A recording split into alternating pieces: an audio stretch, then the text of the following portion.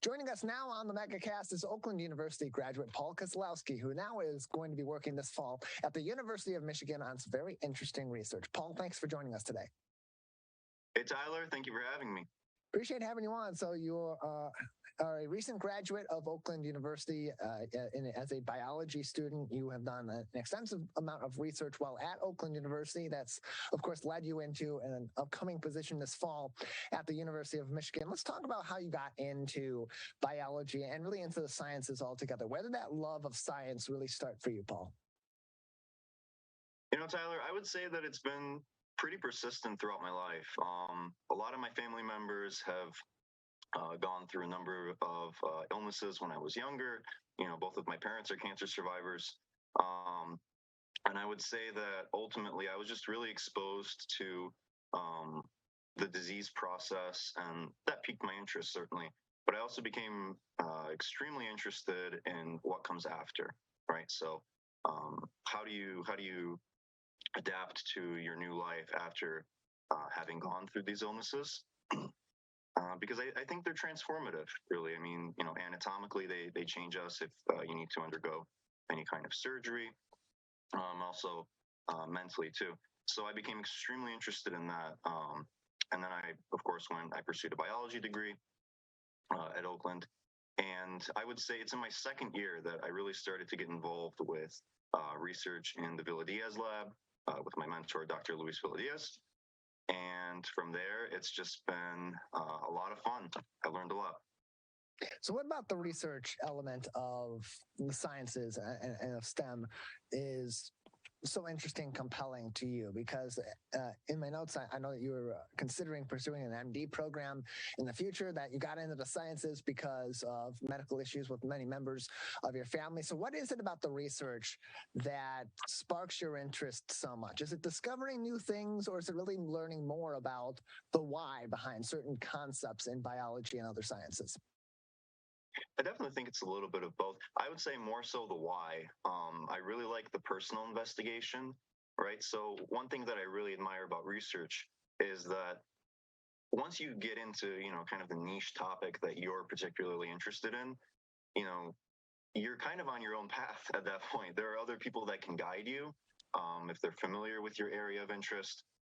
But at the end of the day, it's your passion, your love, and you get to explore it to every extent that you want to, right? So I would say it's the personal motivation, the independence in that, that really just lets you learn about anything that you want. Of all the things that you've worked on in the labs during your time at Oakland University as an undergraduate student, as you've been working in the labs, and as you prepare to work in the lab and the professional level this fall at the University of Michigan, what has been some of the more compelling or more thought-provoking research that you've been involved in that's really sparked your interest and made you just dive all in with 100% interest? Right. So I work in stem cell biology. So our lab focuses on understanding basic science about stem cells. That is to say how stem cells work, basically. Stem cells are really just cells that can self-divide into new stem cells and further differentiate into, if they're pluripotent, meaning many potencies, any cell of the body, theoretically speaking. So my field is extremely interesting in terms of developmental biology.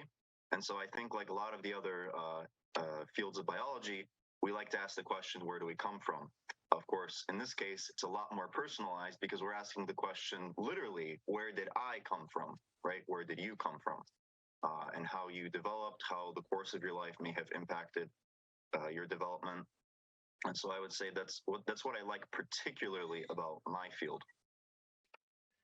We're joined by Paul Kozlowski. He is an Oakland University biology graduate joining us on the Oakland County Megacast. He will be working this fall at the University of Michigan, continuing on with his research, working in their lab. And so working with stem cells has to be so interesting because it's something that even a decade ago, certainly 15 to 20 years ago, was something of a very controversial topic in its infancy of research.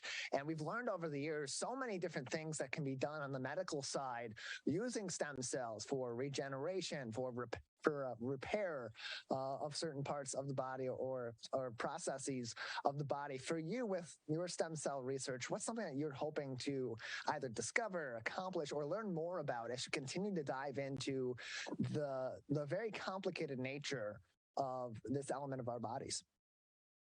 That's a great question. We've definitely made a lot of progress over the past decade.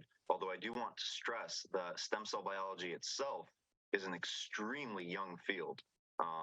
First stem cell lab was started just in 1998. I mean, that's 2 years before I was born. So we're really in, I would say, the first, maybe you could say second generation of this kind of work. Where it's going to go in the next, 20, 40 years, for what my career will look like. To be honest, I'm not really sure. We may get to the point of being able to replicate organs at a basic level. I think that's certainly where the field is going right now. There was recently, it's been in the news lately, there's been a 3D printed ear. So I think it's feasible to say that we'll be able to recreate more simple tissues of the body, certainly. I specifically look into the differentiation of these stem cells into cardiac lineage, so into cells of the heart.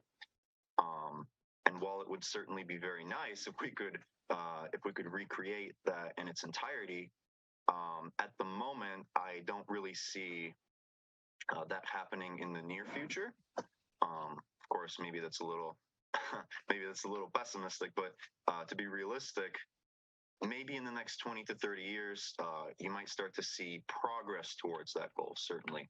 And I would definitely like to develop a career where I contribute to that. For more information on work and research being done at Oakland University's biology labs and other scientific labs, you can visit oakland.edu as well as for information.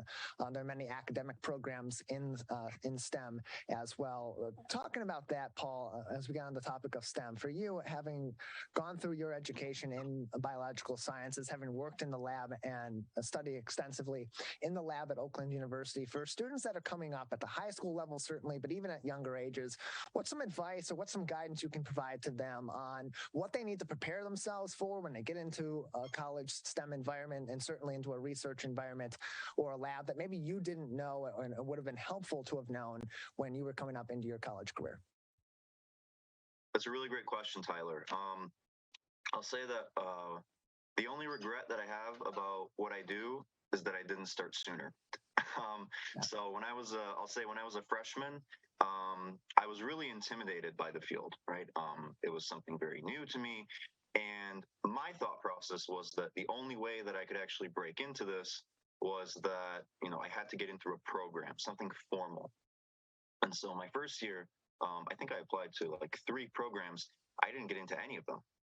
It wasn't until my second year, I did get into a research program. Unfortunately, my sophomore year in college, was 2020. And of course, due to COVID, everything was canceled. It's kind of at that point that I got up and I just started to email professors. So professors that I was interested in working with, I would email them, I would read their work. I would really try to spark a conversation with them about what it is that they do. And I think that's a great way for any prospective undergraduate researcher to go about breaking into this field. Find a mentor that you'd be interested in working with, email them, find their contact information, and start a conversation. You'll find that I would say every single one of them is going to be receptive to your curiosities. In your case, you talked about mentorship. In your case, it was Professor Villa Diaz's lab work that you worked alongside with them in doing that helped you to develop into the researchers you are now and to even prepare you for your upcoming job at the University of Michigan. Can you speak about that partnership, that mentorship that was provided to you by your professor, and how that's helped you to prepare for going into your professional work this fall at the University of Michigan? Oh, I think it's been absolutely vital. Dr. Villadiaz is extremely caring. He's a great mentor, and he's taught me everything that I know. And I really think that that's been critical to my ability to secure that position that I'm now entering into, because it really comes down to whether or not you develop the skills and the interest into a particular field. So having that attentiveness from your mentor is something that you definitely should be looking for, because that translates into the skills that you develop while you're doing your work. It translates into the knowledge and the confidence that you'll have in being able to execute research design and ultimately discover new things. We're joined by Paul Kozlowski, an Oakland University biology graduate, a fourth-year presidential scholar, and honor student at Oakland University, who will be working in the labs this fall at the University of Michigan as he begins his professional career and wraps up his college career. Paul, as you're approaching your research, and this can also be some insight and advice for younger science students, particularly those that are getting into the labs, how do you separate the very formulaic nature of science, or of really any STEM field, to then take that into the research you're doing, keep sort of an open mind as you're learning more about the concepts that you're studying, and maybe along the way you find some really compelling information? How do you keep that creativity in such a formulaic career field? Well, I'll answer that in two ways. I think regardless of whether you're in STEM or not, you should keep an open mind about your knowledge, right? You may have experience in the field at this point if you're, let's say my age, in your early 20s, but certainly there's a lot of room for you to grow. And I think, it's nothing but positive for you to make space for your future self to grow and to acknowledge the fact that, you don't know everything, but that doesn't mean you can't learn more, right? So keeping an open mind is something that I translate between my personal and professional life. I think that's just generally a good virtue to have. As for the creativity, I think the best way that you can keep that fire going is to find a topic, a research topic that you're really interested in and passionate about. And that's not something that you'll know right away. You might know generally about the kind of work that you want to do, but you're going to discover that as you practice new techniques in the lab. You'll find what you really love to do, what you love to work on. You'll find mostly, I think, by reading papers. Can you get through the, let's say, 20-page review article on your particular topic and maintain your interest all the way through, right? Maybe in some parts you won't be 100% interested, right, if they go on some other topic, but you should generally see what's gearing your focus. I think, to some extent, this is the way I like to think about it. You already know what you're interested in. You're just not conscious of it. And so you have to bring that out through your work. Paul, we appreciate your time. Thank you very much for joining us. Absolutely. It's been a pleasure.